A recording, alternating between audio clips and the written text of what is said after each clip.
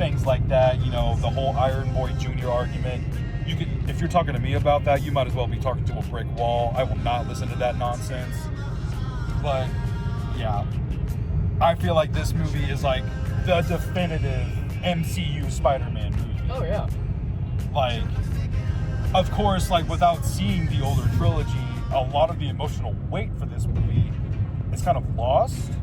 But at the same time, this movie is also just a really good story about, you know, mental health and self-help, and, you know, like really just exploring the pitfalls of loneliness and things like that, and just longing for a life that you once had and want to get back to. You know, like that's the whole thing about growing up. Like that's the tragedy about it, where we can yearn for it and we can try our best to get back to where we were, just like Peter was trying to do. Yeah.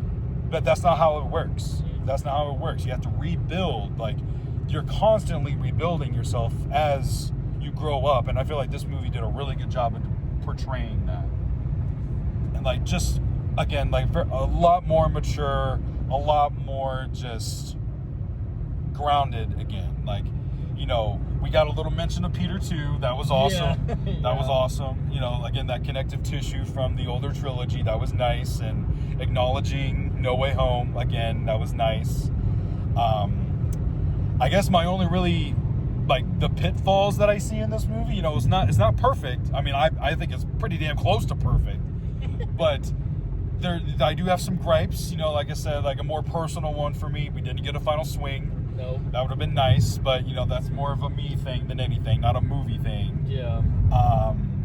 I thought the mutation aspect was dope, but it didn't really have the resolution that I was hoping for and that the movie thought it was nailing. You know what I mean? Like, Yeah. when it happened, like when that big climactic or I guess not really big, but, you know, when that part of the story culminated, it just didn't hit for me like how they thought it would, maybe.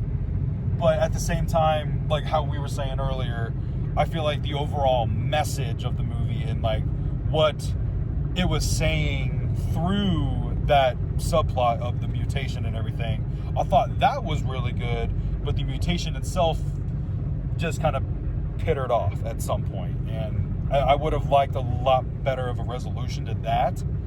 And I guess the only other thing too, again, like the whole thing about this version of Spider-Man, you know, he's trying to protect his identity all over again. Yeah.